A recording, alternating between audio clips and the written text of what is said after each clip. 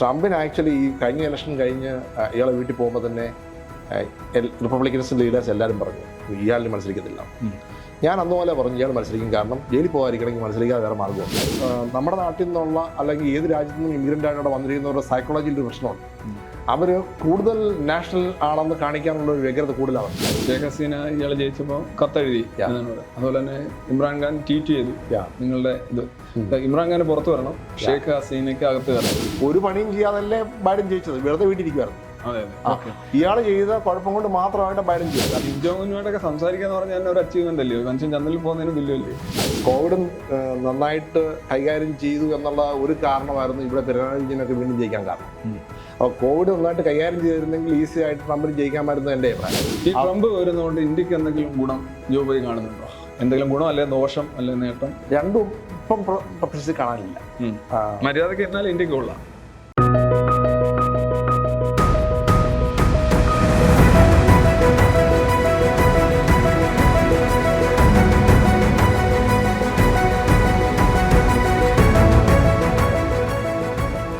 എല്ലാവർക്കും നമസ്കാരം. Anti virus അൺചാറ്റിലേക്ക് ഒരിക്കൽ കൂടി സ്വാഗതം. ഇത് ജോബോയ് തോംസൺ, ആള് പാലക്കാരനാണ്. 25-ാമത്തെ വയസ്സിൽ ഇവിടുന്ന് വിട്ടതാണ്. അതെ, ടെക്സസിലാണ് താമസം. ടെക്സസിലെ എസൻസ് ഗ്ലോബലിൻ്റെ ഓൾ ഇൻ ആളായിട്ട് ഇപ്പോൾ പ്രവർത്തിച്ചുകൊണ്ടിരിക്കുകയാണ്. ഞാൻ ജോബോയ് തോംസനെ കാണുന്നൊരു പ്രത്യേകത, ഈ അടുത്തിടെ American parliamentary election, presidential election നടന്ന സമയത്ത്, അതിനു മുന്നേ പാർലമെൻ്ററി ഇലക്ഷൻ നടക്കുന്ന സമയത്തൊക്കെ ഇതിൻ്റെ ഓരോരോ ബൂത്തുകൾ വരെയുള്ള വോട്ടിംഗ് നിരക്ക്, കണക്ക്, ഇതൊക്കെ ഇവിടെയൊക്കെ നമ്മളെ എന്താ പറയുന്നത്, സോ കോൾഡ് പത്രലേഖരൊക്കെ ചാനലിലൊക്കെ പറയുന്നതിനേക്കാളൊക്കെ വളരെ ഡീറ്റെയിൽഡായിട്ട് അമേരിക്കൻ തിരഞ്ഞെടുപ്പ്, അമേരിക്കൻ രാഷ്ട്രീയം, ഡെമോക്രാറ്റിക്, റിപ്പബ്ലിക്കൻ, ഇത്തരം സംഗതികളെക്കുറിച്ച് സംസാരിക്കണമെന്ന് അന്നേ ഞങ്ങൾ തമ്മിലുള്ളൊരു അൺഒഫീഷ്യൽ കരാറുണ്ടായിരുന്നു. അപ്പോൾ അതാണ് ഞാൻ ഇപ്പോൾ ഇതിലൂടെ നിറവേറ്റാൻ ശ്രമിക്കുന്നത്.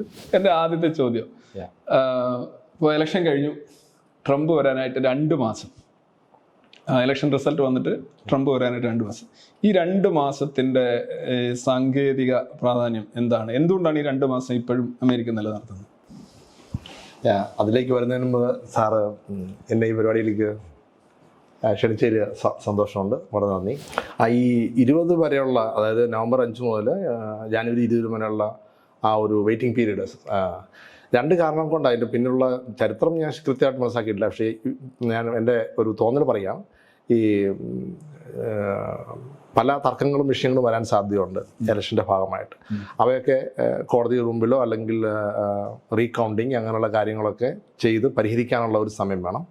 പിന്നെ ഈ ജയിച്ച സ്ഥാനാർത്ഥിക്ക് അടുത്തായിട്ട് സ്ഥാനമേൽക്കാൻ പോകുന്ന ആളിന് അടുത്ത ഗവൺമെൻറ് തുടങ്ങുന്നതിന് മുമ്പുള്ള പ്രിപ്പറേഷൻ, തയ്യാറെടുപ്പിനുള്ള സമയം വേണം. അതിന് വേണ്ട ഓരോ പോസ്റ്റിൽ വേണ്ട ആൾക്കാരെ കണ്ടെത്തണം, അതിനുള്ള നോമിനേഷൻസ് എല്ലാം തയ്യാറാക്കി വെക്കണം.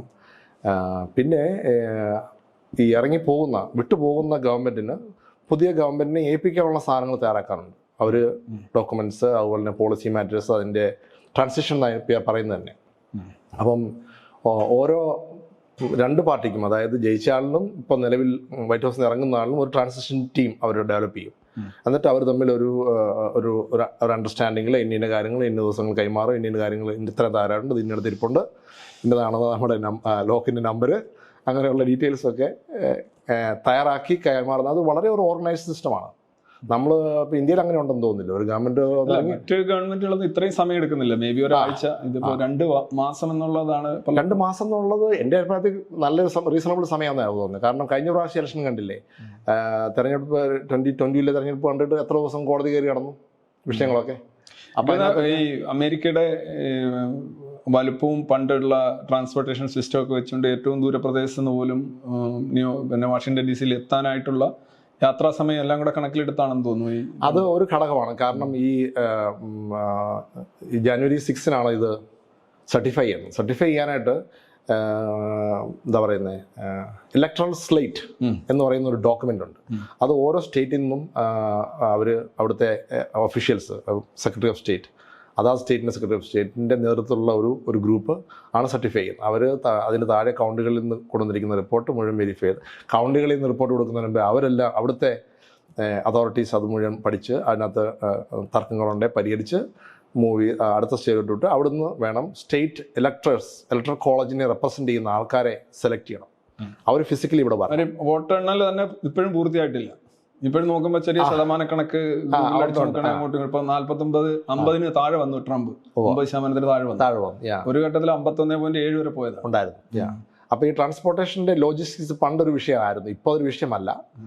അപ്പൊ ആ കാര്യം ഇപ്പൊ റെലവൻ്റ് അന്ന് തുടങ്ങിയ കാലത്ത് റെലവൻ്റ് ആയിരിക്കാൻ സാധ്യതയുണ്ട്. കാരണം ഇത് കുതിരവണ്ടിയിൽ കൊടുത്തുകൊണ്ടായിരിക്കും. കാരണം നമ്മൾ ഡെമോക്രസി കാണാൻ തുടങ്ങിയിട്ട് കുറച്ചല്ലേ ഉള്ളൂ. അന്ന് ഡെമോക്രസി കോൺസർവേറ്റീവ് ആണ് ഒരു കാര്യം. ഈ ആ ഒരു 2 മാസം അന്ന് ഇപ്പൊ ലിങ്കന്റെ കാലഘട്ടത്തിലൊക്കെ ഫിക്സ് ചെയ്ത അതേ ഒരു ടൈം പീരീഡ് തന്നെ ഇപ്പോഴും കണ്ടിന്യൂ ചെയ്യേണ്ട കാര്യമില്ല. എല്ലാം കമ്മ്യൂണിക്കേഷൻ, ട്രാൻസ്പോർട്ടേഷൻ എല്ലാം മാറിയിട്ടുണ്ട്. പിന്നെ ഈ പറയുന്ന രീതിയിലുള്ള ട്രാൻസിഷൻ പീരീഡ് ലോകത്തെ എല്ലാ ഗവൺമെന്റുകളും ഒന്നിൽ നിന്ന് മറ്റൊന്നിലേക്ക് ഡോക്ക് ചെയ്യുമ്പോൾ ഉണ്ടാവുന്നതാണ്. അപ്പോൾ ഒരു അൺഡ്യൂ ആയിട്ടുള്ള ഒരു ഇതുണ്ട്. പക്ഷെ എനിക്ക് തോന്നുന്നു that shows that they are എന്താണ് ഈ പ്രൊസീജിയറലായിട്ട് കൺസർവേറ്റീവ്സും ഭയങ്കരമായിട്ട് ഉള്ളതായിട്ടാണ് എനിക്ക് തോന്നിയത്. ഈ ഭാഗത്തെ കൺസർവേറ്റീവ്സ് എനിക്ക് അംഗീകരിക്കാവുന്നതായിട്ടാണ് ഞാൻ വിചാരിക്കുന്നത്. മറ്റു പല കൺസർവേറ്റീവ്സും അംഗീകരിക്കുന്നു. ഇവിടെ 2 ഗവൺമെന്റ് ഒന്നിറങ്ങിയിട്ട് അടുത്ത വരേണ്ട സമയമായി 2 മാസം അവിശ്വാസപ്രമേയം. ഈ കമലാ ഹാരിസ് അന്ന് ഇലക്ഷന്റെ റിസൾട്ട് 4-ാം തീയതി, നവംബർ 4-ാം തീയതി അതിരാവിലെ നമ്മൾ തമ്മിൽ സംസാരിക്കുന്നു. അപ്പൊ നിങ്ങൾ ഉറങ്ങാതിരിക്കുകയാണ് എന്നിട്ട് പറഞ്ഞു രാത്രി 3 മണിക്കായിട്ട് ഞാൻ ഉറങ്ങുന്നില്ല, ഏതാണ്ട് പെൻസിൽവേനിയയുടെ കാര്യം അറിയാനുണ്ട്. പിന്നെ ജോർജിയയിലും പ്രതീക്ഷ ഉണ്ടായിരുന്നു അല്ലേ? പിന്നെ മിഷിഗണൊക്കെ ആദ്യമേ പറയുമ്പോഴും എല്ലാം നിങ്ങള് പിന്നെ ഡെമോക്രാറ്റ്സിനാണ് ഇടുന്നത്. കുറെ കണക്കുകൾ ഇങ്ങനെ എനിക്ക് അയച്ചു തരുന്നുണ്ട്. പക്ഷെ ഓൾമോസ്റ്റ് ലോകം മുഴുവൻ, ഈവൻ ജോബോയ് തന്നെ അഡ്വക്കേറ്റ് ജയശങ്കറുമായിട്ട് നടത്തിയൊരു സംഭാഷണം എസൻസ് ഗ്ലോബൽ അതിനകത്ത് പിന്നെ ബെറ്റ് വെച്ചാണ് പിരിഞ്ഞത്. ജയശങ്കർ പൊതുവിൽ നമുക്ക് പുറത്ത് കിട്ടുന്ന രാഷ്ട്രീയം എന്ന് പറഞ്ഞു കഴിഞ്ഞാൽ ട്രംപ് തന്നെയാണ് വിജയിക്കാൻ സാധ്യത. പക്ഷെ ജോബോയ് വാസ് ഓൺലി 1%. എസൻസ് ഗ്ലോബലിന്റെ അമേരിക്കയിലെ ഗ്രൂപ്പിൽ ഞാൻ മാത്രമേ ഉണ്ടായിരുന്നുള്ളൂ. ഓ അത് ശരി. അത്രയും സ്ട്രോങ് ആയിട്ട് ആ പൊസിഷൻ എടുത്ത ആൾക്കാർ. ഓക്കെ, അപ്പോ ചോദ്യം വളരെ ഇതാണ്, എന്തുകൊണ്ടാണ് കമലാ ഹാരിസ് ജയിക്കുമെന്ന് താങ്കൾ അവസാന നിമിഷം വരെ ഉറപ്പിച്ചു പറഞ്ഞത്? ഇപ്പോഴത്തെ സംഭവത്തിന് ശേഷം പരിഗണിക്കുമ്പം വിഷ്ഫുൾ തിങ്കിങ് ഒരു പ്രധാന ഘടകമായിട്ട്, ബയസ് അല്ലെങ്കിൽ കൺഫർമേഷൻ ബയസ്, ആഗ്രഹീയത എന്ന് പറയല്ലേ, അതൊരു പ്രധാന ഘടകം തന്നെയായിരുന്നു എന്ന് വേണം ഇപ്പം അംഗീകരിക്കേണ്ടതുണ്ട്. പിന്നെ പോളിംഗ് ശതമാനം ഇത്രയും കുറയുന്ന ഒരിക്കലും പ്രതീക്ഷിക്കാൻ ഒരു കാരണമില്ലായിരുന്നു. മേജർ ഡ്രോപ്പാണ് അത്. അങ്ങനെ ഒരു സാധനം ആരും പറഞ്ഞു കേട്ടില്ല. പോളിംഗ് ശതമാനം കുറഞ്ഞതാണ് കമല തോക്കാൻ കാരണം എന്നുള്ള ഒരു സൂചനയുണ്ട് അതിനകത്ത്. ഒരു ഫാക്ടറാണത്. ഓക്കെ, ഒരു ഫാക്ടാണ്. അങ്ങനെ ഒരു ചരിത്രമുണ്ടോ? ഡെമോക്രാറ്റിക് പാർട്ടിക്ക് പോളിംഗ് ശതമാനം കുറഞ്ഞപ്പോഴൊക്കെ തോറ്റുപോയ ചരിത്രമുണ്ടോ? ഡെമോക്രാറ്റിക് പാർട്ടിക്ക് ഉള്ള ഏറ്റവും വലിയ വൈകല്യം അതാണ്. അവരുടെ വോട്ടേഴ്സിനെ മൊബിലൈസ് ചെയ്യാൻ അവർക്ക് സാധിക്കുക എന്നുള്ളതാണ് കാലാകാലങ്ങളിൽ അവർ ബുദ്ധിമുട്ടിക്കൊണ്ടിരിക്കുന്ന ഒരു പ്രധാനപ്പെട്ട പ്രശ്നം. കാരണം ഈ പറഞ്ഞ ഒരു ദിവസം അവധിയൊക്കെ എടുത്ത് സമയം കളഞ്ഞ് അതിനുവേണ്ടി മെനക്കെടാൻ മാത്രമല്ല മോട്ടിവേഷൻ അവരുടെ ബേസ് വോട്ടേഴ്സ് ഇന്ന് കുറവാണ്. അപ്പോൾ അവരെ ഹൈലി മോട്ടിവേറ്റ് ചെയ്താലേ അവരിറങ്ങത്തുള്ളൂ. ഇപ്പം ജോർജിയയിൽ കഴിഞ്ഞ പ്രാവശ്യം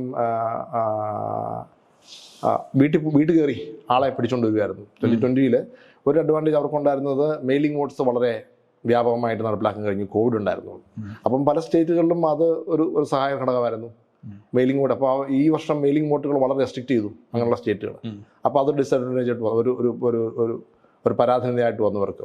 അല്ല, ഈ പോപ്പുലർ വോട്ടിന്റെ കാര്യത്തിൽ ആക്ച്വലി ഒരു വൻതോൽവിയാണ് കമലാ ഹാരിസിന് യഥാർത്ഥത്തിൽ ഉണ്ടായിട്ടുണ്ട്. ഇലക്ട്രൽ വോട്ടിന്റെ ഡിഫറൻസ് നോക്കുകയാണ്. പക്ഷെ പോപ്പുലർ വോട്ടിൽ 22 lakhs വ്യത്യാസമേ ഉള്ളൂ. ഓഫ് കോഴ്സ് ട്രംപ് ഹെഡ് ആണ് എങ്കിലും അത് തന്നെ നോക്കുകയാണെങ്കിൽ ഈ പസഫിക് ഷോറിലുള്ള പിന്നെ വാഷിങ്ടൺ, അതുപോലെ തന്നെ കാലിഫോർണിയ 19-20% വ്യത്യാസം. ഈ ഇത്രയും വോട്ടെല്ലാം കിട്ടിയിരിക്കുന്ന മുഴുവൻ പസഫിക്കിലെ 3 ഇത് വെച്ചാണ്, സ്റ്റേറ്റുകളിൽ നിന്നാണ്. അതുകൂടി ഇല്ലായിരുന്നെങ്കിൽ ഐ തിങ്ക് അതൊരു ദുരന്തമായി പോയനെ കമലാ ഹാരിസിന്റെ. അത് തന്നെയല്ല, ഈ ന്യൂയോർക്ക് അതുപോലെ തന്നെ വാഷിങ്ടൺ അവിടെ ആ സ്ഥലങ്ങളിൽ ശരിക്കും മൊബിലൈസ് ചെയ്തിരുന്നെങ്കിൽ ഈ ഹൗസ് ഇപ്പം അവരുടെ കയ്യിൽ തന്നെ ഹൗസും പോയി. അതെ, അപ്പൊ 5 സെനറ്റും പോയി. അതെ, സെനറ്റ് പോകുന്ന അറിയാമായിരുന്നു. സെനറ്റ് പോയി, ഹൗസ് പോയി, പോപ്പുലർ വോട്ട് പോയി, ഇലക്ട്രൽ വോട്ട് പോയി. സെനറ്റ് പോകുന്ന അറിയാമായിരുന്നു. പിന്നെ പോപ്പുലർ ഇലക്ട്രൽ വോട്ട് അല്ലെങ്കിൽ പ്രസിഡന്റ് സീറ്റ് മാർജിൻ ഓഫ് എററിനകത്തായിരുന്നു എപ്പോഴും. അവരുടെ കൺട്രോളിൽ ഇല്ലായിരുന്ന ഒരു കാര്യം എന്ന് പറയുന്നത് ഈ പറഞ്ഞ ഇൻഫ്ലേഷനാണ്. അവർക്ക് നിയന്ത്രിക്കാൻ പറ്റാത്ത. അമേരിക്കയിലെ ഇൻഫ്ലേഷൻ ലോകത്തുള്ള ഇൻഫ്ലേഷനുകൾ എക്കോണമിയുടെ വളരെ നിസ്സാരമാണ്. അതെ, പക്ഷേ അത് വോട്ടിങ്ങിനെ ശരിക്കും ബാധിക്കും. അതാ കാര്യം. കാരണം പിന്നെ അമേരിക്കയിലെ ഒരു പ്രത്യേകത നമ്മുടെ ഇന്ത്യയിലെ പോലെയല്ല, സേവിങ്സ് ബേസ്ഡ് അല്ല ഇക്കോണമി. ഇക്കോണമി എപ്പോഴും ക്രെഡിറ്റ് ബേസ്ഡ് ആണ്. പബ്ലിക്കിൻ്റെ കയ്യിൽ ഒരിക്കലും പൈസ സേവ് ചെയ്യുന്ന ഒരു ടെൻഡൻസി അവർ ഡെവലപ്പ് ചെയ്തിട്ടില്ല, ചെയ്യാതിരിക്കാൻ നോക്കുമായിരുന്നു. അതാണ് അവിടുത്തെ ഒരു സിസ്റ്റത്തിൻ്റെ ഒരു പ്രത്യേകത. എങ്ങനെയെങ്കിലും കടമെടുപ്പിച്ച് അവനെ കൊണ്ട് ചിലവാക്കിക്കുക എന്നുള്ളത് ഒരു ബിസിനസ് മോഡലാണ് അവിടെ. സാധാരണ ഒരു തെരഞ്ഞെടുപ്പിൻ്റെ കഴിഞ്ഞ 3-4 തെരഞ്ഞെടുപ്പ് നോക്കി കഴിഞ്ഞാൽ പോളിംഗ് ആവറേജിൽ നിന്നുള്ള സ്വിങ് ഒരു ഡയറക്ഷനിലോട്ട് 3 to 4%. അതാണ് ഹിസ്റ്റോറിക്കായിട്ട് നടന്ന കാര്യം. അപ്പം ഞാൻ അത് റിലേ ചെയ്തു. അപ്പോൾ റിലേ ചെയ്തപ്പം ഞാൻ അക്കോമഡേറ്റ് ചെയ്യാതെ വന്ന കാര്യം എന്ന് പറയുന്നത് ഈ പറഞ്ഞ ലാറ്റിനോ വോട്ടിലുണ്ടായ ഷിഫ്റ്റാണ്. അത് ഉണ്ടാവുമെന്ന് അറിയാമായിരുന്നു. ആ ഷിഫ്റ്റ് ഇത്ര വലുതായിരിക്കും എന്ന് നമ്മൾ പ്രതീക്ഷിച്ചില്ല. അത് ഇവർ കോമ്പൻസേറ്റ് ചെയ്യുന്നതാണ് ഞാൻ പ്രതീക്ഷിച്ചിരുന്നത്. പക്ഷെ അതുണ്ടായില്ല. ഈ നെഗറ്റീവായിട്ടും പോസിറ്റീവായിട്ടും മെസ്സേജിങ് കൊടുക്കാനുണ്ടായിരുന്നു ഡെമോക്രാറ്റ്സ്. അവർക്ക് അത് കൊടുക്കാൻ പറ്റിയില്ല. അപ്പോൾ ഇൻഫ്രാസ്ട്രക്ചർ ബില്ല് പാസ്സാക്കി. അമേരിക്കയിലെ ഇലക്ഷൻ്റെ സമയത്ത് ആരെങ്കിലും മിണ്ടി വരാൻ പറ്റി? അത് മിണ്ടിയില്ല. പിന്നെ മൈക്രോ ചിപ്സിന് വേണ്ടിയിട്ട് വലിയൊരു ആക്ട് പാസ്സാക്കി. അതിനെപ്പറ്റി ആൾക്കാർക്ക് അറിയാൻ മേല. ഇമിഗ്രേഷൻ ബില്ല് ഉണ്ടാക്കി വെച്ചു, പാസ്സായില്ലെന്നേ ഉള്ളൂ. ഈ കഴിഞ്ഞ ഒരു 30-40 വർഷത്തിന് മുമ്പ് നോക്കി ഇമിഗ്രേഷൻ മോഡിഫൈ ചെയ്യാൻ വേണ്ടിയിട്ട് ഏറ്റവും അഗ്രസീവായിട്ടുള്ള ബില്ല് ബൈപാർട്ടിസൺ ബില്ല് പാസ്സാക്കി വെച്ചു. അതിന് യാതൊരു പബ്ലിസിറ്റി ഇല്ല. പിന്നെ ഡ്രഗ്സിൻ്റെ കാര്യത്തിലും ഹെൽത്ത് കെയറിൻ്റെ കാര്യത്തിലും വലിയ ചേഞ്ചസ് വരുത്തി. ഇപ്പം ഞാൻ പറയുമ്പോൾ എനിക്ക് സാധനമൊക്കെ അറിയുന്നു അല്ലേ, ഇതൊന്നും ഒരു മെസ്സേജ് ചെയ്തിട്ടില്ല. എനിക്ക് ഡെമോക്രാറ്റിക് പാർട്ടിയുടെ മൊത്തത്തിലുള്ള ഒരു ക്യാമ്പയിനിൽ തോന്നിയ ഒരു കാര്യം, അവരൊരു നെഗറ്റീവ് പൊളിറ്റിക്സ് കൊണ്ട് ട്രംപിനെ തോൽപ്പിക്കാൻ ശ്രമിച്ചു. അതാണ് ശ്രമിച്ചത്. അവർക്കൊരു പോളിസി സ്റ്റേറ്റ്മെന്റ് ഇല്ല. കറക്റ്റ്. ബൈഡന് കുറച്ച് ഇപ്പം കമലാ ഹാരിസ് എന്നുള്ള പേര് കേട്ടാൽ ആൾക്കാരുടെ മനസ്സിൽ ഒരു പോളിസി ഐറ്റം മനസ്സിൽ വരാനില്ല. അവർക്ക് അങ്ങനെ ഒരു സ്റ്റേറ്റ്മെന്റ് പണ്ട് മുതലേ ഇല്ലായിരുന്നു. ഒന്നാമത് അവർ ഈ പറഞ്ഞ അവിടെ എവിടെയും തുടങ്ങി സംസാരിക്കുന്നു പോളിസി മാറ്റേഴ്സ്. ആ പ്രശ്നമുണ്ട്. ഇപ്പൊ ബൈഡന്റെ കാലയളവിൽ ഒരു മേജർ ഡിഫക്റ്റ് അതാണ്. ബൈഡന്റെ കാലയളവിലുള്ള ഭരണ തീരുമാനങ്ങൾ എന്തൊക്കെ താങ്കൾ മാറ്റുമായിരുന്നു എന്ന് ചോദിക്കുമ്പോൾ അത് ഒന്നും മാറ്റേണ്ടതില്ല. ഈ ചോദ്യം എന്ന് പറഞ്ഞാൽ അവരോട് എപ്പോഴും ചോദിക്കാൻ സാധ്യതയുള്ള ഒരു ചോദ്യമാണെന്ന് പോലും കരുതാതെ അവർ വന്ന് പെട്ടുപോയതുപോലാണ് അതിനകത്ത് അല്ലേ. അത് ബേസിക്കലി ഡെമോക്രാറ്റിക് പാർട്ടിയിൽ അവര് സ്ട്രോങ് ആയിട്ട് ഒരു പ്രൈമറി നടത്താത്തതിന്റെ കുറവുണ്ട്. ഒരിക്കലും പ്രൈമറി ജയിച്ചിട്ടില്ലല്ലോ അവര്. ഇല്ല, പ്രൈമറി ജയിച്ചിട്ടില്ലെന്നല്ല, ഒരു വോട്ട് പോലും ജയിച്ചിട്ടില്ല. കാരണം അതിന് മുമ്പേ ആദ്യം എക്സിറ്റ് ആയാളാണ്. അപ്പോൾ അവര് 2016 ബൈഡൻ വൈസ് പ്രസിഡന്റ് ആയിട്ട് തിരഞ്ഞെടുക്കുന്നത്, കമലാ ഹാരിസിനെ തിരഞ്ഞെടുക്കുമ്പോൾ അതിന്റെ ക്രിറ്റീരിയ എന്ന് പറയുന്നത് ഒന്നേ ഉണ്ടായിരുന്നു, നോ ഹാം. ഉപദ്രവം ഒന്നും ചെയ്യാത്ത ഒരാളെ, ഇനി മുമ്പോട്ടുള്ള ക്യാമ്പയിനെ പ്രതികൂലമായി ബാധിക്കാത്ത ഒരാളെ വെക്കേണ്ട ആവശ്യം ഉണ്ടായിരുന്നുള്ളൂ. കാരണം ബാക്കി ബൈഡൻ ജയിക്കാനുള്ള ജോലിയൊക്കെ ട്രംപ് ചെയ്തിട്ടുണ്ടായിരുന്നു. അവർക്ക് ക്യാമ്പയിൻ ട്രംപ് ചെയ്തിട്ടുണ്ടെന്ന് പറയാം. കോവിഡ് ഇല്ലായിരുന്നെങ്കിൽ ട്രംപ് ജയിക്കാൻ തന്നെയാണ് സാധ്യത എന്നാണ് ഞാൻ ഇവിടെ നിന്ന് എനിക്ക് തോന്നിയിട്ടുള്ളത്. കോവിഡ് ഉണ്ടായിരുന്നതുകൊണ്ട് ജയിക്കാൻ എളുപ്പമായിരുന്നു എന്നാ എൻ്റെ തോന്നൽ. കാരണം കോവിഡ് നന്നായിട്ട് കൈകാര്യം ചെയ്തു എന്നുള്ള ഒരു കാരണമായിരുന്നു ഇവിടെ പിണറായി വിജയനൊക്കെ വീണ്ടും ജയിക്കാൻ കാരണം. അപ്പോൾ കോവിഡ് നന്നായിട്ട് കൈകാര്യം ചെയ്തിരുന്നെങ്കിൽ ഈസി ആയിട്ട് ട്രംപിന് ജയിക്കാമായിരുന്നു എൻ്റെ അഭിപ്രായം. 2018 ട്രംപ് അഡ്മിനിസ്ട്രേഷൻ ഒരു കാര്യം ചെയ്തു, അത് ശ്രദ്ധ വന്നിട്ടുണ്ടാവില്ല.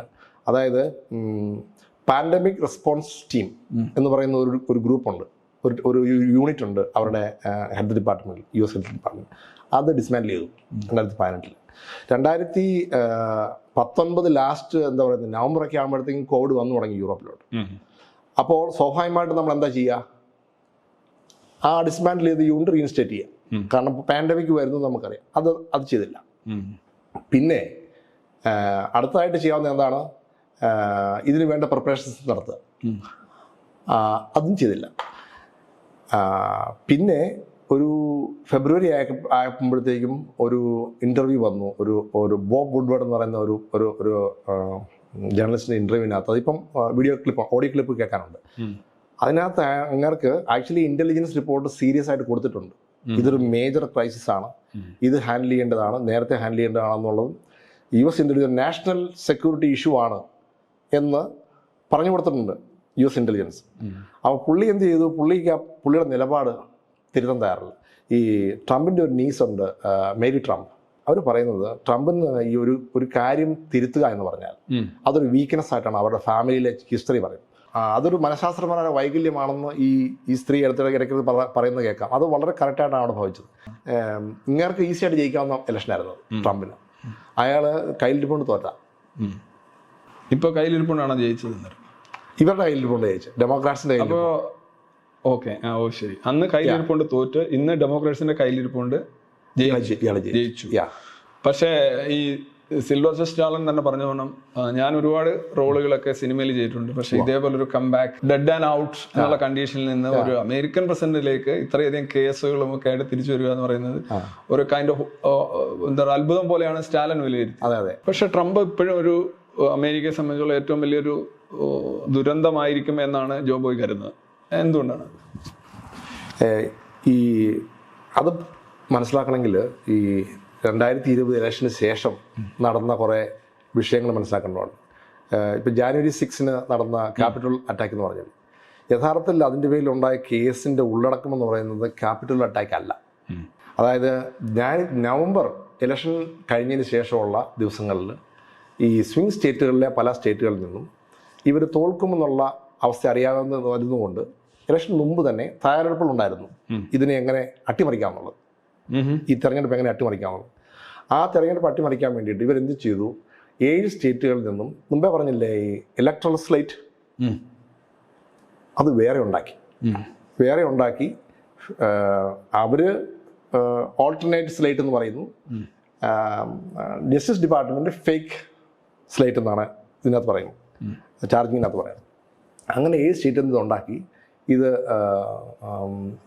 വാഷിങ്ടണിലോട്ട് അയച്ചിട്ട് ഇത് വെച്ച് ഈ സാധനം കാണിച്ചുകൊണ്ട് ഈ തെരഞ്ഞെടുപ്പ് സർട്ടിഫൈ ചെയ്യുന്നതിൽ നിന്നും പിന്മാറാൻ മൈക്ക് പെൻസിനെ വൈസ് പ്രസിഡന്റിനെ എങ്ങനെയാണല്ലോ സർട്ടിഫൈ ചെയ്യേണ്ടത് കണ്ടമാന സമ്മർദ്ദം ചെലുത്തി. അയാൾ വഴങ്ങിയില്ല.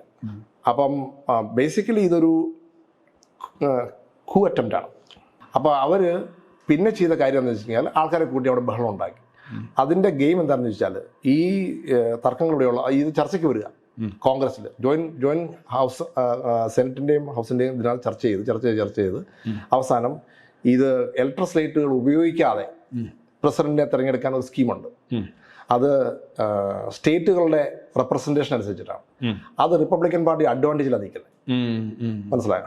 അപ്പം ഈ ടോട്ടൽ ഇലക്ഷൻ സ്ലേറ്റുകൾ മൊത്തം ഡിസ്മിസ് ചെയ്തിട്ട് ഇത് കൊണ്ടിരിക്കാൻ വേണ്ടിയിട്ടാണ് അപ്പം ഒരു പരാജയപ്പെട്ട കൂവിൻ്റെ സെക്കൻഡ് സ്റ്റേജിൽ അത് വീണ്ടും പിക്കപ്പ് ചെയ്യാൻ വേണ്ടിയിട്ട് ചെയ്ത ഒരു ബഹളമാണ് ഈ January 6 നടന്ന സംഭവം, ഈ ക്യാപിറ്റൽ ഹിൽ അറ്റാക്ക് എന്ന് പറയുന്നത്. വിദേശകാര്യത്തിലേക്ക് പോകണേ, യുക്രൈനിൽ എന്ത് മലമറിക്കുമെന്നാണ് ട്രംപ് പറയുന്നത്. ട്രംപ് ഒരു കാര്യം പറയുമ്പം അതിൻ്റെ പിന്നിൽ ഒരു സ്ട്രാറ്റജി ഉണ്ടെന്ന് തെറ്റിദ്ധരിക്കരുത്.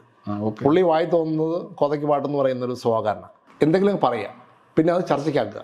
ആ ചർച്ചയിൽ നിന്ന് എന്തെങ്കിലും എക്സ്ട്രാക്ട് ചെയ്യാൻ എന്തെങ്കിലും പ്രൊപ്പോസൽ കൊണ്ടുവരും, എന്തെങ്കിലും എക്സ്ട്രാക്ട് ചെയ്യാൻ പറ്റുമെന്നോ. ഇത് ഈ കൂട്ടത്തിനകത്ത് മണ്ടത്തരങ്ങളും മൂളത്തരങ്ങളും പറയുന്നു മാത്രമേ ഉള്ളൂ. മണ്ടത്തരങ്ങളും ഈ പറയുന്ന ഡാഷ്തരങ്ങളൊക്കെ പറയുന്ന നോക്കുമ്പോൾ കമലയും ട്രംപുമായിട്ട് താരതമ്യം ചെയ്യുമ്പോൾ അത്ര വലിയ വ്യത്യാസമുണ്ട്. ഇല്ല, പുള്ളിക്കാരത്തെ കാര്യമായിട്ട് പറയുന്നേ ഇല്ലല്ലോ. എന്താ കാര്യമായിട്ട് പറയുന്നത്? പോളിസി മാറ്റേഴ്സ് ഒന്നും പറയുന്നില്ലല്ലോ. ബൈഡൻ ചെയ്തുകൊണ്ടിരിക്കുന്നത് ഒക്കെയാണ്. ഞാനായിട്ട് പ്രത്യേകിച്ച് കാര്യങ്ങളൊന്നും ചെയ്യേണ്ട കാര്യമില്ല. പിന്നെ മാത്രമല്ല ഒരു ഇന്ത്യക്കാരി ഇന്ത്യൻ വംശയാണ് എന്ന് അവർ പറഞ്ഞിട്ടില്ല. ഇവർ ഇതിനകത്ത് പറഞ്ഞു ഇന്ത്യൻ വംശം. ഇപ്പൊ എന്താണ് ഈ കമല ഇന്ത്യൻ വംശയാണെന്ന് പറയുന്നത്? ഇതുവരെ പറഞ്ഞിരുന്നത് ബ്ലാക്ക് ആണെന്ന് പറഞ്ഞു, ഇപ്പൊ ഇതാ പുതിയ ഇന്ത്യൻ വംശയാണെന്ന് പറഞ്ഞു. ഇത് എനിക്കറിയില്ല എന്ന് ട്രംപ് പറയുന്നു. പുള്ളി ഉണ്ടാക്കിയൊരു ടോപ്പിക്കാണ്.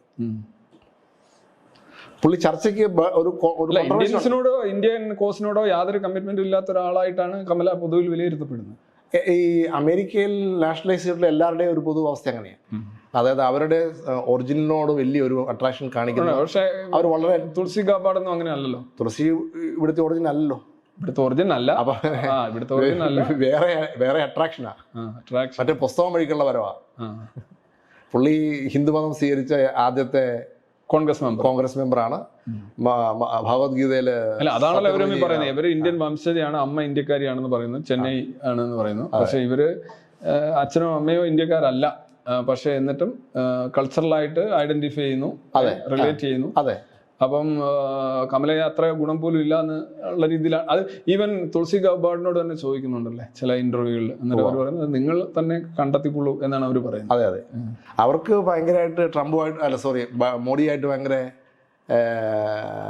എന്താ പറയുന്നത് അന്തർധാരയാണെന്നുള്ള ഒരു പിക്ചർ ഉണ്ടായിരുന്നു തുളസി ഗാബാർഡിന്. പക്ഷെ ഇവരുടെയൊക്കെ വരവ് ഇന്ത്യയുമായിട്ടുള്ള, പ്രത്യേകിച്ച് അമേരിക്ക ഈ ഇപ്പൊ തന്നെ താരിഫ് വാൾ എന്ന് പറയുന്ന ഒരു സങ്കല്പം വീണ്ടും കൊണ്ടുവരും. അത് ഫ്രീ ട്രേഡിനെതിരാണ്, കോമ്പറ്റീഷനെതിരാണ്. ഇതെല്ലാം ഈ വിവേക് രാമസ്വാമിയൊക്കെ പറഞ്ഞുകൊണ്ടിരിക്കുന്ന കാര്യം ഞങ്ങൾ ഫ്രീ ട്രേഡ് കോമ്പറ്റീഷൻ എന്നൊക്കെയാണ്. പക്ഷേ താരിഫ് വാൾ എന്ന് പറയുന്ന ഒരു സംഗതി ഇപ്പം ഇയാളെ തന്നെ ട്രൂഡോയെ തന്നെ വിളിച്ച് വരുത്തി ശരിക്കും കളിയാക്കിയാണ് വിട്ടിരിക്കുന്നത്.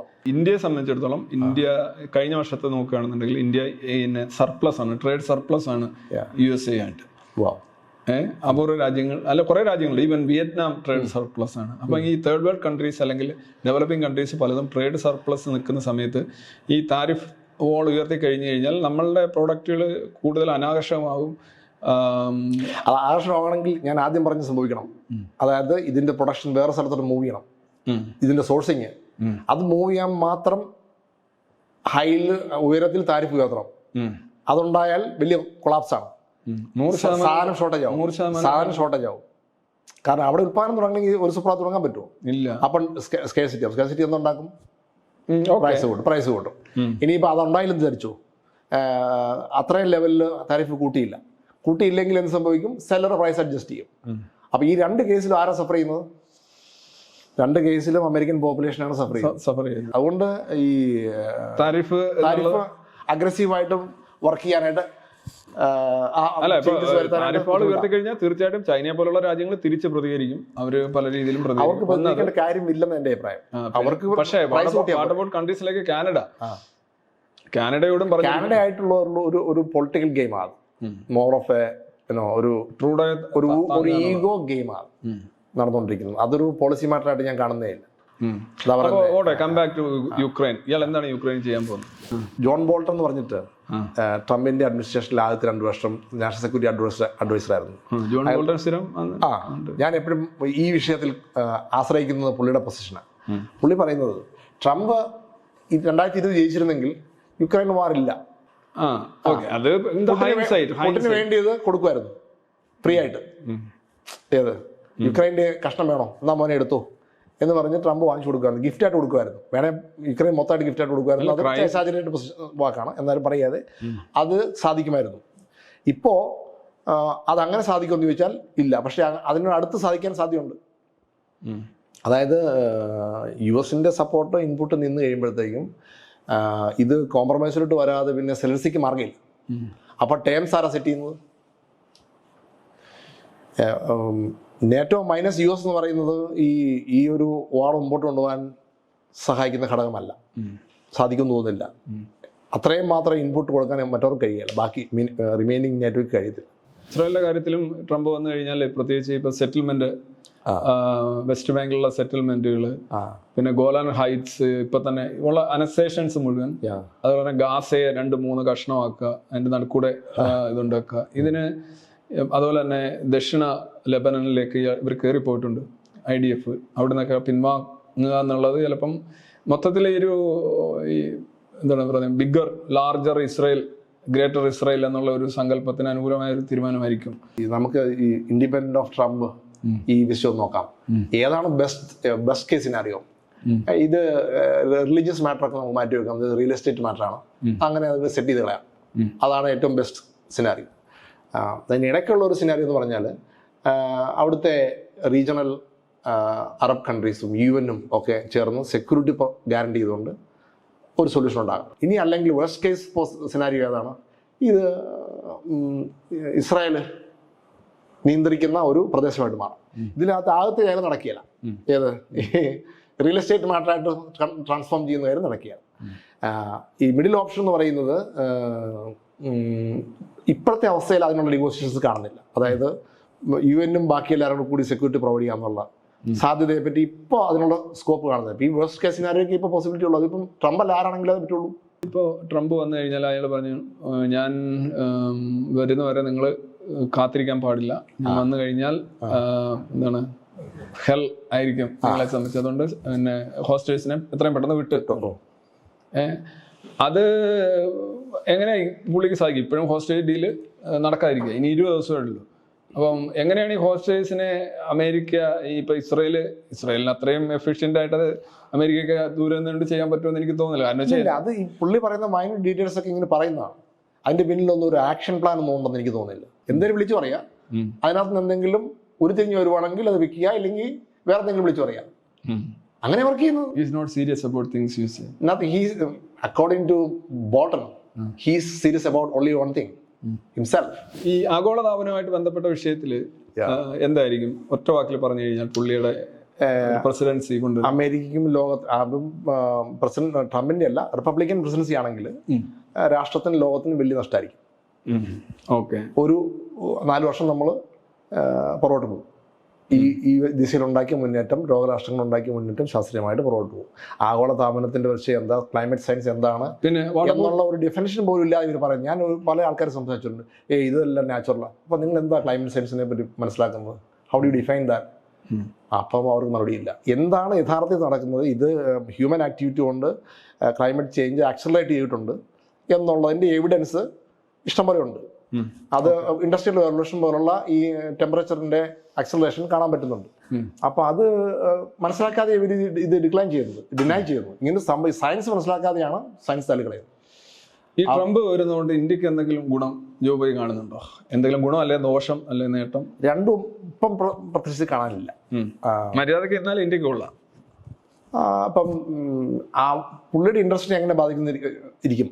ഇപ്പം ഹൈഡ്രോക്സി ക്ലോറോക്വിൻ ഞങ്ങൾ എക്സ്പോർട്ട് ചെയ്യല എന്ന് പറഞ്ഞ് പിറ്റേ ദിവസം അവിടുന്ന് ഇൻഡാസ് വന്നു, പിറ്റേ ദിവസം തിരുത്തി. അപ്പൊ അങ്ങനത്തെ പരിപാടിയൊന്നും കാണിച്ചില്ലെങ്കിൽ ആ രീതിയിൽ കുഴപ്പമുണ്ടായി. ഗുണം ഉണ്ടാവുമെന്ന് ചോദിച്ചു കഴിഞ്ഞാൽ അവർക്ക് എന്തെങ്കിലും ഗുണമുണ്ടോ എന്ന് ചോദിച്ചാൽ ഇന്ത്യയെ കൊണ്ട് എപ്പം അവർക്ക് ഗുണം ഉണ്ടാവുന്നു അപ്പം നമുക്ക് ഗുണം ഉണ്ടാവും. നമുക്ക് ഗുണം ഉണ്ടാകാൻ വേണ്ടിയിട്ട് അല്ല, ഇന്ത്യക്ക് ഗുണം ഉണ്ടാകാൻ വേണ്ടി പ്രത്യേകിച്ച് ഒരു ആക്ഷൻ എടുക്കാൻ ഈ പറഞ്ഞ ഇന്ത്യൻ വംശജരായിട്ടുള്ള ആൾക്കാരുണ്ടെന്ന് പറഞ്ഞിട്ട് കാര്യമൊന്നുമില്ല. അവരങ്ങനെ ചെയ്യാറില്ല. ഇതിനു മുമ്പും ഇപ്പം ഒബാമ ഇരുന്നപ്പം പുള്ളിയുടെ കെനിയൻ ബാക്ക്ഗ്രൗണ്ടോ അല്ലെങ്കിൽ പുള്ളി വളർന്നത് ജക്കാർത്ത, നേരെ തിരിച്ചായിരിക്കും സംസാരിക്കുന്നത്. ഇമിഗ്രന്റ് നേഷൻ എന്ന നിലയിൽ ഇപ്പം നമ്മുടെ നാട്ടിൽ നിന്നുള്ള അല്ലെങ്കിൽ ഏത് രാജ്യത്തു നിന്നും ഇമിഗ്രന്റ് ആയിട്ട് അവിടെ വന്നിരിക്കുന്നവരുടെ സൈക്കോളജിയിൽ ഒരു പ്രശ്നമുണ്ട്. അവര് കൂടുതൽ നാഷണൽ ആണെന്ന് കാണിക്കാനുള്ള ഒരു വ്യഗ്രത കൂടുതൽ അവർക്ക്. അതുകൊണ്ട് അവിടെയുള്ള ജനിച്ചു വളർന്ന ആൾക്കാർക്ക് കൂടുതൽ നാഷണൽ. ബ്രിട്ടനിൽ തന്നെ അവരെ defence minister, I mean home minister അങ്ങനെ ആയിരുന്നല്ലോ, രാജിവെച്ച മറ്റേ സുനക് മിനിസ്റ്റർ മാത്രമല്ല സാമാന്യത്തിനും നമ്മൾ ഇവിടുത്തെ ഞാനിവിടെ സിറ്റിസണായി എനിക്ക് ഇവിടെയാണ് കൂറ് എന്ന് പ്രദർശിപ്പിക്കാനുള്ള ഒരു ആണ്. അത് ഈ കുടിയേറ്റം തന്നെ നോക്കുകയാണെങ്കിൽ ഏറ്റവും വലിയ കുടിയേറ്റ വിരുദ്ധത കാണിക്കുന്നതെല്ലാം കുടിയേറ്റക്കാരാണ്. അതെ, മന്ത്രിസഭ രാഷ്ട്രീയത്തിലും ചെറിയ ഇത് നോക്കുമ്പോഴും തങ്ങളുടെ കൂറ് ഇങ്ങോട്ടാണെന്ന് കാണിക്കാനായിട്ട് കുടിയേറ്റത്തിന്റെ 2 കേസുകൾ അപ്പുറം ഇന്ത്യക്ക് ചുറ്റുമുണ്ട്. ഒന്ന് ഷേഖ് ഹസീന ഇയാളെ ജയിച്ചപ്പോൾ കത്തെഴുതി എന്നാണ് പറയുന്നത്. അതുപോലെ തന്നെ ഇമ്രാൻഖാൻ ട്വീറ്റ് ചെയ്തു നിങ്ങളുടെ ഇത്. ഇമ്രാൻഖാന് പുറത്തു വരണം, ഷേഖ് ഹസീനയ്ക്ക് അകത്ത് കയറണം. ഇതിന് എന്തെങ്കിലും ട്രംപിന്റെ പ്രസിഡൻസി തീർച്ചയായിട്ടും ഉണ്ടാവും. കാരണം എന്താണെന്ന് വെച്ചാൽ അതിന്റെ മനഃശാസ്ത്രത്തിൽ കൂടെ മാത്രം പറയുന്ന ഈ പുകഴ്ത്തലിനെ റിവാർഡ് ചെയ്യുക എന്നുള്ളത് പുള്ളിയുടെ ഒരു പൊതു സമീപനമാണ്. അതുകൊണ്ട് ആരെങ്കിലും പുകഴ്ത്തിയാൽ അവർക്ക് കിട്ടാൻ സാധ്യതയുണ്ട്. കിങ് ഓൺ ജുമ്മിന്റെ പ്രശംസാ കത്തുണ്ടല്ലോ, അത് പുള്ളി ഇങ്ങനെ ഫ്രെയിം ചെയ്ത് വെക്കാൻ വേണ്ടിയിട്ട് അത് മോഷ്ടിച്ചുകൊണ്ട് പോയത്. ഇതെന്റെ സ്വന്തം പ്രോപ്പർട്ടിയാ, അത് പ്രസിഡന്റിന് കിട്ടിയ കത്തല്ല, എനിക്ക് കിട്ടിയതാണ്, എനിക്ക് വേണ്ടിയാണ് എന്ന് പറഞ്ഞ് ഭയങ്കര കിങ് ഓൺ ജുമ്മിന്റെ കത്ത് കിട്ടിയാൽ നമ്മളൊക്കെ എന്നാ ചെയ്യും? കിങ് ജോങ്ങിനോടൊക്കെ സംസാരിക്കാന്ന് പറഞ്ഞാൽ ഒരു അച്ചീവ്മെന്റ് അല്ലയോ? മനുഷ്യൻ ചന്ദ്രനിൽ പോകുന്നതിന് തുല്യമല്ലേ? അച്ചീവ്മെന്റ് ആണെന്ന് ചോദിച്ചാൽ എങ്ങനെ സംസാരിക്കാൻ തോന്നുമോ എന്നുള്ളത് തിരിച്ചു ചോദിക്കാം. ഇയാള് വിചാരിക്കുന്നത് ഇതെല്ലാം എല്ലാ കാര്യങ്ങളും റിയൽ എസ്റ്റേറ്റ് ഡീൽ പോലെ കൈകാര്യം ചെയ്യാമെന്നുള്ള കൺസെപ്റ്റ് അപ്ലിക്കുള്ളൂ. ആദ്യകാലങ്ങളിൽ പുള്ളി അങ്ങനെ കരിച്ചത്. ഇതെല്ലാം ഞാൻ ചർച്ച ചെയ്ത് വരെയിരിക്കും. ഞാൻ ആദ്യം ഒരു ലോ ഓഫർ ചെയ്യും, ലോ ബോൾ ഓഫർ ചെയ്യും, പിന്നെ അവിടുന്ന് ഹൈ ബോൾ ഓഫർ ചെയ്യും, പിന്നെ അത് കൊണ്ടുവരിക, അങ്ങനെ ഒരു പ്രൈസ് സെറ്റിൽ ചെയ്യാം. ഇങ്ങനെയാണ് പുള്ളിക്ക് അറിയത്തുള്ളൂ. ഈ ഡോജ് ഡിപ്പാർട്ട്മെന്റ് അത് സത്യത്തില് ട്രംപ് പറയുന്ന പലതിനും എതിരാണ്. അമേരിക്കയുടെ ഗവൺമെന്റ് സ്പെൻഡിങ് എന്ന് പറഞ്ഞാൽ എന്താണെന്ന് ഒരു അന്തവും കുന്തവും ഇല്ല. അതിനെ വൻതോതിൽ നിലക്ക് നിർത്താനായിട്ടുള്ള ശ്രമമാണ് ഈ ഡോജ് എന്ന് പറയുന്ന സംഗതി. ഇത് എന്തുദ്ദേശിച്ചുകൊണ്ടാണ് ട്രംപ് ഇതിനെ അനുവദിച്ചത്? എന്തായിരിക്കും ഇതിന്റെ ഫലം എന്നാണ് നിങ്ങൾ ഇതിനകത്തൊരു ഒരു കാര്യം മനസ്സിലാക്കേണ്ടത്? റിപ്പബ്ലിക്കൻ പാർട്ടിയെ പറ്റി മനസ്സിലാക്കണം ആദ്യം. റിപ്പബ്ലിക്കൻ പാർട്ടി എന്ന് പറഞ്ഞാൽ അതിന്റെ ബേസ് ഐഡിയോളജി എന്താണ്? വൈറ്റ് സുപ്രീമസി പെറ്റ റിലീജിയസ് ക്രിസ്ത്യൻ റിലീജിയോസിറ്റി ആണോ, റിലീജിയോസിറ്റി പെറ്റ വൈറ്റ് സുപ്രീമസി ആണ്? ഇതിനെ ഡ്രൈവ് ചെയ്യുന്ന റിലീജിയസിറ്റി ഭാഗം ഡ്രൈവ് ചെയ്യുന്ന ടീം എന്ന് പറയുന്നത് വലിയൊരു ഗ്രൂപ്പാണ്. ഈ ഇവാഞ്ചലിക്കൽ ചർച്ച്, പിന്നെ ഒരു ഹെറിറ്റേജ് ഫൗണ്ടേഷൻ എന്ന് പറയുന്ന ഒരു ഗ്രൂപ്പുണ്ട്. അവർ ഒരു നമ്മുടെ RSS കാണിച്ചു പോകും. അത് കൂട്ടൊരു ഗ്രൂപ്പാണ്. അവർക്കൊരു 10 years, 20 years, 50 years പ്ലാൻ ഉണ്ട്. ഇപ്പം ട്രംപ് ജയിച്ച് പ്രസിഡന്റ് ആയ സമയത്ത് 3 ജഡ്ജിമാരെ നിയമിച്ചു. പുള്ളി കണ്ടെത്തിയാണോ? ഒന്നുമല്ല. ഓരോ സ്റ്റേറ്റിലും ഓരോ കൗണ്ടിയിലും അവസരം വന്നാൽ കൊടുക്കാൻ പാടുള്ള കൺസർവേറ്റീവ് ജഡ്ജസിനെ പ്രിപ്പയർ വെച്ചിരിക്കുക. അപ്പോൾ അങ്ങനെ വോട്ട് ചെയ്യാൻ പാകത്തിന്, ലീഗൽ സിസ്റ്റത്തിനെ സ്വാധീനിക്കാൻ പാകത്തിന്, പോളിസിയെ സ്വാധീനിക്കാൻ പാകത്തിന് പ്രവർത്തിക്കുന്ന ഒരു സ്ട്രക്ചർ അവിടെയുണ്ട്. അവരാണ് ഇത് നിയന്ത്രിക്കുന്നത് ആ ഭാഗം. പിന്നെ ഇക്കണോമിക്സിൻ്റെ ഭാഗം, മറ്റേ റിലീജിയോസിറ്റി, പൊളിറ്റിക്സ്, അങ്ങനെയുള്ള പോളിസിയെല്ലാം പലതും അവരാണ് നിയന്ത്രിക്കുന്നത്. പിന്നെ നിയന്ത്രിക്കുന്ന എക്കണോമിക്കൽ ഭാഗം നിയന്ത്രിക്കുന്ന ബിസിനസ്സുകാരാണ്.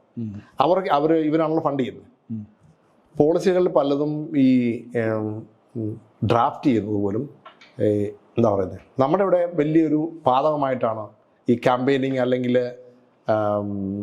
സ്വാധീനിക്കാൻ വേണ്ടി ചെല്ലുന്നത്. അവിടെ രജിസ്റ്റർ ചെയ്യാം. അമേരിക്കയിൽ നമ്മൾ പൊളിറ്റിക്സിനെ അല്ലെങ്കിൽ പോളിസി സ്വാധീനിക്കാൻ ചെയ്യുന്ന ഓർഗനൈസേഷൻ ഉണ്ട്, അതിൻ്റെ പേര് ഞാൻ മറന്നുപോയി. അവർക്ക് അവിടെ രജിസ്റ്റർ ചെയ്യാം. അവരാണ് ഇവരെ വർക്ക് ചെയ്യുന്നത്. അപ്പോൾ അവരെ ഡ്രൈവ് ചെയ്യുന്നത് ഈ പറഞ്ഞ ബിസിനസ് ഗ്രൂപ്പുകളാണ്. അപ്പോൾ അവർക്ക് എന്ത് ബെനിഫിറ്റ് കിട്ടും? ആ ബെനിഫിറ്റിനെ ആശ്രയിച്ചത് വർക്ക് ചെയ്യും. എന്തായാലും ട്രംപിന് ഇപ്പോൾ ഒരു ഓപ്പർച്യൂണിറ്റി കിട്ടിയിരിക്കുകയാണ്. അതെ, ട്രംപിനെ എല്ലാവരും ഒരു അമേരിക്കൻ പ്രസിഡന്റിന്റെ വരവിനെ ലോകം ഇത്രയധികം ആശങ്കയോടോ പ്രതീക്ഷയോടോ ഭയത്തോടോ കാണുന്നത് ഇത്രയധികം പ്രാധാന്യം ഞാൻ സിഗ്നിഫിക്കൻസ് ആയിട്ടുള്ള ഒരു ഇത്രയും significant. somebody is going to come and go and make something is going to happen, something going good or bad, എന്നൊരു ധാരണ. good for some, bad for some. Okay. അപ്പൊ അങ്ങനെ നോക്കുമ്പോ ഈ ട്രംപിന്റെ കാര്യം അങ്ങനെ വിടാം. നമ്മൾ കുറെ ട്രംപിനെ കുറിച്ച് സംസാരിച്ചു. പുള്ളി ദുരന്തമായിരിക്കും, ആഗോളതാപനത്തെ കുറിച്ച് പറഞ്ഞു. പിന്നെ പിന്നെ ഉള്ളത് ആർട്ടിഫിഷ്യൽ ഇന്റലിജൻസ്, പിന്നെ ഇലക്ട്രിക് കാറുകൾ, ഡോജ്, അത് ഓക്കെ. എന്തായാലും എന്തൊക്കെയോ സംഭവിക്കാൻ പോകുന്നു എന്നുള്ളൊരു പ്രതീതി കേരളമുണ്ട്. ഈ കമല ഹാരിസിന്റെ ഭാവിയെ കുറിച്ച് എന്താണ് താങ്കൾ അവസാന നിമിഷം വരെ സപ്പോർട്ട് ചെയ്തൊരു കാൻഡിഡേറ്റ്? കമല ഹാരിസിന്റെ ഭാവിയുണ്ടെന്ന് എനിക്ക് തോന്നുന്നില്ല. അടഞ്ഞ ഭാവിയാ. അത് ഞാൻ പറഞ്ഞല്ലോ, അവരെ തിരഞ്ഞെടുത്ത് തന്നെ ഒരു കോൺട്രിബ്യൂട്ടിങ് എലമെന്റ് ആയിട്ടല്ല, നോഹാം എലമെന്റ് ആയിട്ടാണ്. അപ്പൊ ഈ DEI എന്ന് പറയുന്ന ഒരു സാധനം ഒരു ആരാണ് ഉണ്ടായിരുന്നു. അത് ഇവരൊരു DEI ആണ്. ഇവർ DEI ഇത് ചെയ്യുന്നു. പിന്നെ ഈ അമേരിക്കയിലെ വോക്ക്, DEI, ഇങ്ങനെയുള്ള ആരോപണങ്ങൾ, ഇത് എന്തുമാത്രം ഇവരുടെ തെരഞ്ഞെടുപ്പ് പരാജയത്തിന് കോൺട്രിബ്യൂട്ട് ചെയ്തിട്ടുണ്ട്? ഇവരുടെ പേഴ്സണാലിറ്റി പ്രോബ്ലം, അതായത് ഒരു കാൻഡിഡേറ്റ് എന്ന നിലയിൽ മെസ്സേജിങ് ഇല്ല, അല്ലെങ്കിൽ പോളിസി ഐഡന്റിറ്റി ഇല്ല എന്നുള്ള പ്രശ്നങ്ങൾ, കരിഷ്മ ഇല്ല എന്നുള്ളത്, പ്രത്യേകിച്ച് അപ്പുറം ഒരു പോപ്പുലിസ്റ്റ് കാൻഡിഡേറ്റ് ആയ സ്ഥിതിക്ക് ഇല്ല എന്നുള്ളത് ഒരു യാഥാർത്ഥ്യമാണ്. ഈ അമേരിക്കൻ തെരഞ്ഞെടുപ്പില് ഈ പ്രസിഡന്റ് വൈസ് പ്രസിഡന്റ് ഒരുമിച്ചാണ് നിൽക്കുന്നത്. വൈസ് പ്രസിഡന്റായിട്ട് നമ്മൾ വോട്ട് ചെയ്യുന്നില്ല. ഇല്ല, ടിക്കറ്റിനാണ് വോട്ട് ചെയ്യുന്നത്. അപ്പം ഈ വൈസ് പ്രസിഡന്റ് ആയിട്ട് അയാൾക്ക് എന്ത് പറയാൻ കഴിയും? ബിക്കോസ് ഏതെങ്കിലും രീതിയിൽ സ്വാധീനിക്കുന്നുണ്ടാവും. ഈ ചോയ്സ് ഓഫ് വൈസ് പ്രസിഡന്റ് വളരെ ഇമ്പോർട്ടന്റ് ആണെന്ന് പറയും. അപ്പൊ ഞാൻ ഇലക്ഷൻ ജയിച്ച ആളല്ല എന്നുള്ള വാദത്തിന് എവിടെയോ ഒരാൾ ഞാനിങ്ങനെ പറയുന്നുണ്ട്, കമല ബൈഡൻ ഒപ്പം നിന്ന് ജയിച്ചതാണ്. അപ്പൊ ബൈഡനും കമലക്കൂടാണ് വോട്ട് ചെയ്തത്. കറക്റ്റ്, അത് ശരിയാണ്. ടെക്നിക്കലി അതാണ് ശരിയാണ്. അതിനകത്ത് ഈ വൈസ് പ്രസിഡന്റിനെ തിരഞ്ഞെടുക്കുന്നതിനകത്ത് ആ ക്യാമ്പയിൻ ആ സമയത്ത് എങ്ങനെ നിൽക്കുന്നു എന്നുള്ളതിനെ ആശ്രയിച്ചിരിക്കും. ബൈഡൻ നിന്ന സമയത്ത് പുള്ളിക്ക് ജോലിയൊന്നും ചെയ്യണ്ട, ക്യാമ്പയിനും ചെയ്യണ്ട. കാരണം തോക്കാനുള്ള പണി ട്രംപ് ചെയ്യുന്നുണ്ട്. അതുകൊണ്ട് ഇനി പുതിയ പ്രശ്നങ്ങളൊന്നും ഉണ്ടാക്കാത്ത ഒരാളെ കൊണ്ടുവന്നാൽ, പ്രത്യേകിച്ച് കുറ്റമൊന്നും പറയാനില്ലാത്ത ആൾ, ആളിനെ കൊണ്ടുവന്ന് മാത്രമേ, പ്രത്യേകിച്ച് കുറ്റമൊന്നും പറയാനില്ലാത്ത ആളാന്നുള്ള ക്വാളിഫിക്കേഷൻ മാത്രമേ ഉള്ളൂ കമല ഹാരിസിന് അന്നും ഇന്നും. പിന്നെ അവസാനം ഈ വോള് ട്രംപ് പൂർത്തിയായിരിക്കും. ബുദ്ധിമുട്ടാ. എന്തായിരിക്കും മൈഗ്രേഷന്റെ അവസ്ഥ? കുറയുമോ? അത് ചെക്ക് ചെയ്യാൻ പറ്റുമോ? ചെക്ക് ചെയ്യും പറഞ്ഞാൽ എല്ലാ ഗവൺമെന്റും ചെക്ക് ചെയ്യും. അവരൊന്നും ചെയ്യാൻ പറ്റത്തില്ല. ഇപ്പൊ അവർക്ക് വരുന്നവർക്കെല്ലാം കൊടുത്തോണ്ടിരിക്കുകയല്ലേ എല്ലാ സപ്പോർട്ടും. അതൊരു ഹ്യൂമൻ അപ്രോച്ച് മാത്രം. ഹൗ ലോങ് ഇൻഹ്യൂമൻ അപ്രോച്ച് ഇവർ എടുത്തുള്ള സമയം ഉണ്ടായിരുന്നു. ട്രംപ് ഇരുന്ന സമയത്ത് കുട്ടികളെ ജയിലിലാക്കിയിട്ട് ആ ബോർഡിൽ എത്തിക്കഴിഞ്ഞാൽ നമുക്ക് തോക്ക് കാണിച്ച് ഓടിക്കാൻ പറ്റത്തില്ല. അവിടെ സിസ്റ്റം അനുസരിച്ചിട്ട് നീ ഇപ്പൊ പൊക്കോ അല്ലെ വെടി വെക്കും എന്ന് പറയാൻ പറ്റിയാൽ അത് പ്രോപ്പറായിട്ട് പ്രൊസീജിയറിൽ ഹാൻഡിൽ ചെയ്യാൻ പറ്റില്ല. നമ്മൾ ആദ്യം പറഞ്ഞുള്ളൂ, പണ്ട് പോലെ പ്രൊസീജിയറാണ്. അപ്പം പ്രൊസീജിയറിലായിട്ട് ഹാൻഡിൽ ചെയ്ത് വരുമ്പോഴത്തേക്കും അവരെ ഹ്യൂമനായിട്ട് ഹാൻഡിൽ ചെയ്യണോ ഇൻഹ്യൂമനായിട്ട് ഹാൻഡിൽ ചെയ്യണോ എന്നൊരു ചോദ്യമുണ്ട്. അത് തടഞ്ഞു കഴിഞ്ഞാൽ പിന്നെ ഹാൻഡിലിങ്ങിന്റെ ആവശ്യമില്ല. തടയാൻ പറ്റില്ല. അതായിരുന്നു അവിടെ അസൈലം സീക്ക് ചെയ്യുന്നവരെ തടയാൻ മേല എന്നുള്ളതാണ് അവിടുത്തെ ലോ. അതുകൊണ്ടാണ് ഈ വോള് നിൽക്കുന്നിടത്ത് നിൽക്കും എന്നുള്ളതാണ്. അല്ല, വോള് കുറച്ചും കൂടെ ഒരു വാളൊരു മെറ്റീരിയൽ സൊല്യൂഷൻ അല്ല. അതൊരു പ്രൊപ്പഗാൻഡ ഐറ്റമാണ്, അതൊരു റെട്ടറിക്കാണ്. അത്രയും ഫണ്ടിങ് കിട്ടുക, അത്രയും യുദ്ധകാലഘട്ടത്തിൽ അതിന് മാത്രം ഫോക്കസ് ചെയ്യുക എന്ന് പറയുന്നത് നടക്കാൻ പോകുന്ന കാര്യമാണ്. ഇവർക്കാകെ ചെയ്യാൻ പറ്റുന്നത് ഞങ്ങൾ എന്തൊക്കെയോ ചെയ്തു പറഞ്ഞതുപോലെ ഞങ്ങൾ കുറേ കാര്യങ്ങൾ, കുറേ ആൾക്കാരെ വിട്ടു, കുറേ ആൾക്കാർക്ക് ബുദ്ധിമുട്ട് കൊടുത്തു. വരാൻ ആഗ്രഹിക്കുന്നവർക്ക് ഇവരുടെ പ്രവൃത്തി ഒരു ഡിസിൻസെൻറ്റീവ് ആകാം. അതാണ് സാധിക്കുള്ളൂ. അത് സാധിക്കുമായിരിക്കും. അത് അല്പം ഇൻഹ്യൂമൈനായിട്ട് പെരുമാറിയാലേ സാധിക്കുകയുള്ളൂ. അത് ചെയ്തില്ല എന്നുള്ളതാണ് റിപ്പബ്ലിക്കൻസും ഡെമോക്രാറ്റ്സും തമ്മിൽ ഈ കാര്യത്തിലുള്ള വ്യത്യാസം. ഇമിഗ്രേഷൻ്റെ കാര്യത്തിൽ വേറെ വ്യത്യാസമുണ്ടെന്ന് എനിക്ക് തോന്നുന്നില്ല. ഇപ്പോൾ അമേരിക്കയിലെ കൂടുതലും ജനങ്ങൾ, ഭൂരിപക്ഷം ജനങ്ങളും നമ്മൾ റെപ്രസെൻറ്റേറ്റീവ് സിസ്റ്റവും മറ്റേ ഇലക്ട്രൽ ഇതെല്ലാം നോക്കിക്കഴിഞ്ഞാലും ടെക്നിക്കലി ആയാലും നമ്മൾ അംഗീകരിക്കേണ്ട കാര്യം ട്രംപ് ഭരിക്കണം എന്ന് അമേരിക്ക വിധി എഴുതിയതായിട്ടാണ് നമ്മൾ എടുക്കേണ്ടത്. ഡെമോക്രസിയിലാണ്. അപ്പം ഈ ഭരണം 4 വർഷം ഇപ്പം ഓരോന്നിലും പ്രഡിക്ഷൻ നടത്തുന്ന ഒരാളായതുകൊണ്ട് ചോദിക്കണം, അമേരിക്കയ്ക്ക് ഗുണകരമാവുമോ അതോ ദോഷകരമാവോ? ഒറ്റ വാക്കിൽ പറയാം. നെറ്റ് ദോഷകരമാകാൻ സാധ്യത. കാരണം അമേരിക്കൻ ഡെമോക്രസിയുടെ ഫൗണ്ടേഷൻ നന്നായിട്ട് ഇളക്കിയിട്ടാണ്. അമേരിക്കൻ ഡെമോക്രസി ഡെമോക്രസി ട്രംപ് നശിപ്പിക്കും എന്നാണോ പറയുന്നത്? നശിപ്പിച്ചല്ലോ, ഓൾറെഡി നശിപ്പിച്ചല്ലോ. അതിന്റെ എവിഡൻസ് നമുക്ക് കാണാനുണ്ടല്ലോ. അപ്പോ ഇതാണ് ജോ ബോയിയുടെ അഭിപ്രായം. ജോ ബോയ് പല കാര്യങ്ങളിലും സ്കെപ്റ്റിക്കലാണ്. ചുരുക്കി പറഞ്ഞു കഴിഞ്ഞാൽ ഡെമോക്രാറ്റിക് പാർട്ടിയോ റിപ്പബ്ലിക്കൻ പാർട്ടിയോ അല്ല ജോ ബോയിയുടെ പ്രധാന പ്രശ്നം. ട്രംപ് എന്നുള്ള വ്യക്തിയും പുള്ളിയുടെ ബിഹേവിയറും ഈ ഒരു കാര്യത്തിൽ വ്യക്തിത്വമാണ് ഒരു ഇന്ത്യക്കാരൻ, നോൺ റെസിഡൻഷ്യൽ ഇന്ത്യൻ എന്ന നിലയിലും പുള്ളിക്ക് പൊരുത്തപ്പെടാൻ കഴിയുന്നില്ല. ആ ഒരു ഡിസ്കോഡ് നോട്ടുമായിട്ട് നമുക്ക് ഇന്നത്തെ അൺചാറ്റ് അവസാനിപ്പിക്കാം. കണ്ടുകൊണ്ടിരുന്ന എല്ലാവർക്കും നന്ദി, നമസ്കാരം. Thank you.